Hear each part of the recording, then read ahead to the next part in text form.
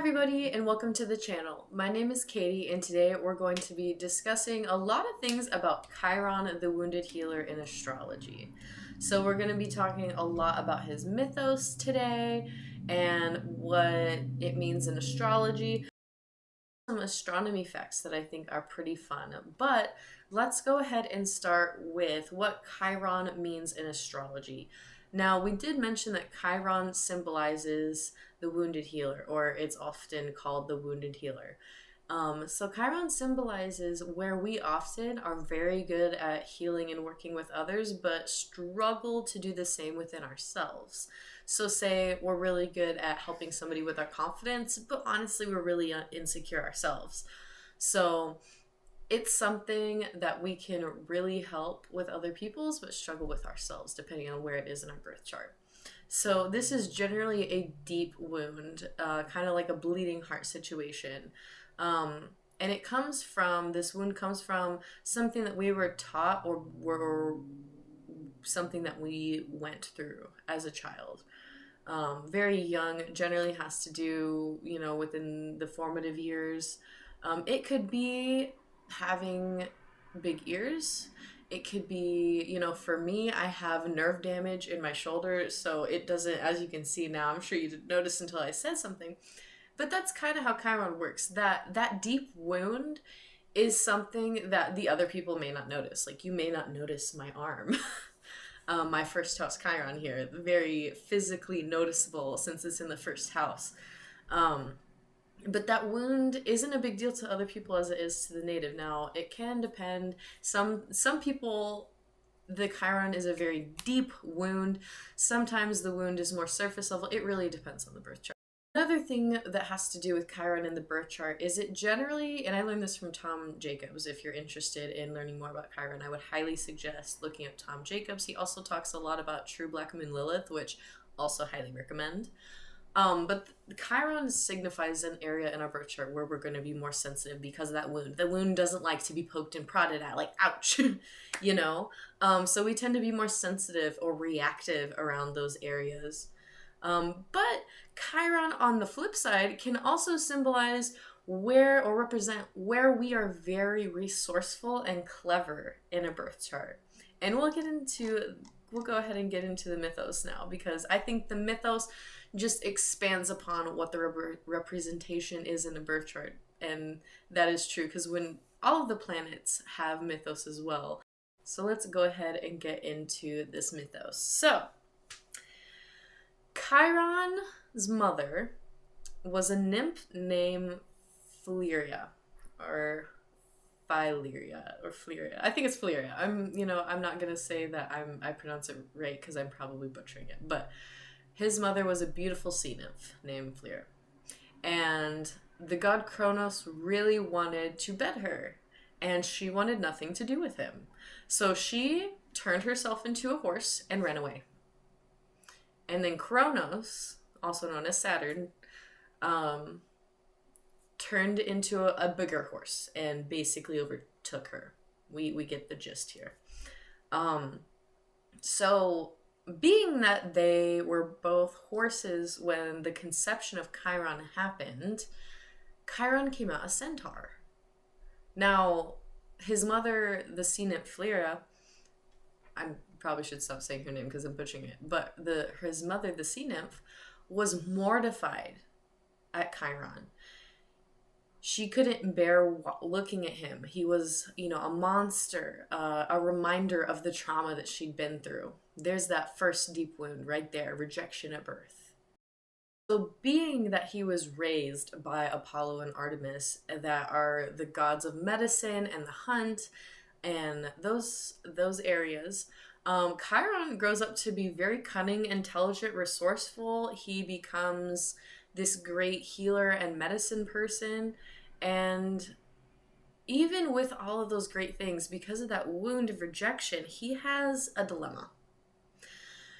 He was raised by gods. Artemis and Apollo took him in, but he's not a god. He's a centaur, but he wasn't, like, his parents aren't centaurs. His dad is Kronos, and his mom is a sea nymph. And somehow he came out as a centaur. So he's not like a human or a god. He has this deep wound of belonging and identity. Who is he? Where does he belong? He kind of belongs in the middle, in the cracks of society, you know? While he's a great healer and everything, where does he fit? I feel like he belongs in the cracks of society, but really what he's doing is pulling the cracks of society together because he's such a healer. However, moving on. He has a second wound. Now, Chiron, because he is so skilled, cunning, wise, he's skilled in medicine and hunt because of Apollo and Artemis.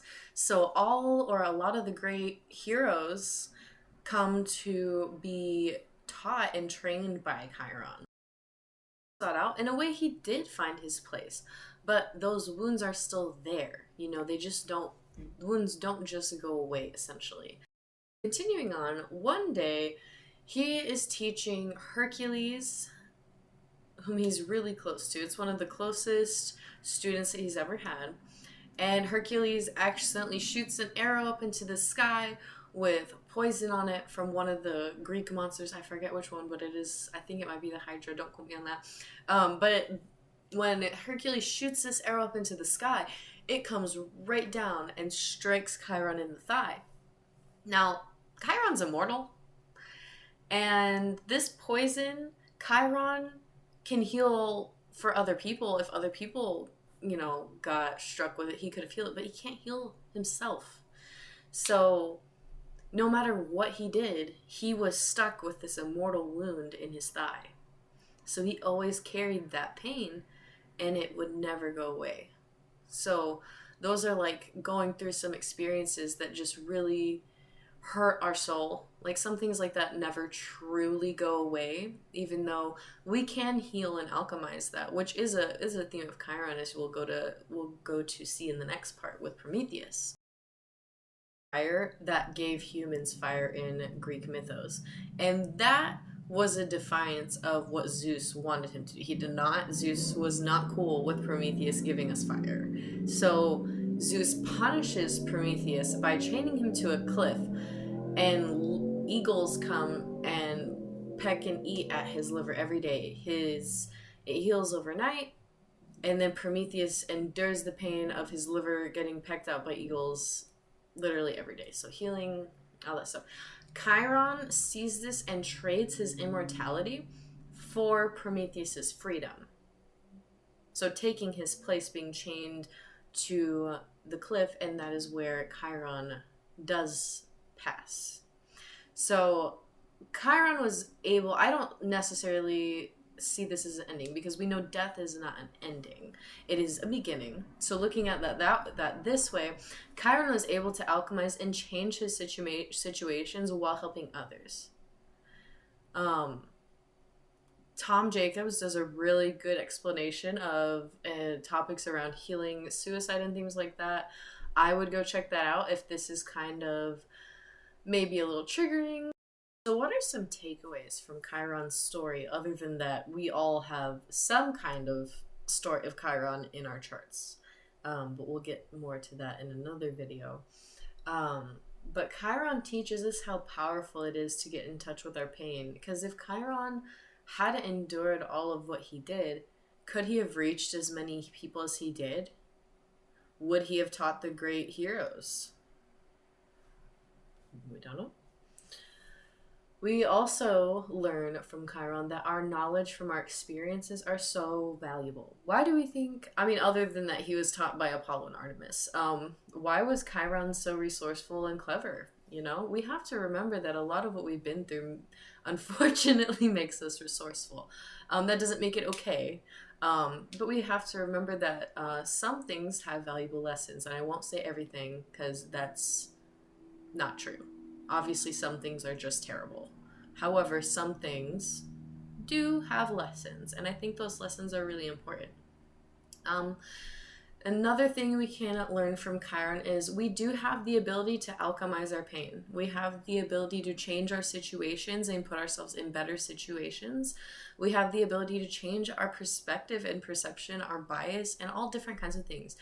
we underestimate the ability that our mental state has on situations, or our physical state, like where we are, how we feel physically, where we are physically, like does our home feel safe, etc. You can change things, and do what you can. Or do some spell work if you want. Some other things we can learn from Chiron is the love and care we give to others is often the love we need the most, which I think is really, really deep and beautiful, because often we don't give ourselves the same love that we give other people, or the same care we give other people. We need to understand that we do deserve what we give other people. We really do. And it's really important to be kind to ourselves. So, like, we are our first priority. It's important to remember that, especially when we're going through a healing process. Be kind to ourselves. And the last thing I have written down in my notes here is we are transformative and have the ability to have new beginnings. All right, well, that was the mythos of Chiron, some astronomy facts about Chiron, and the brief what Chiron means in a birth chart. We will definitely be getting more into Chiron in the birth chart. The next video I make in this series, that will go through the signs first, I'm pretty sure, and then we'll go through the houses when it comes to Chiron. But a fundamental foundation of learning astrology is learning the mythos behind the planets, the placements, the asteroids, the etc. The dwarf planets. I mean, there's so many things. So remember, in learning astrology in your path, remember to learn those mythos.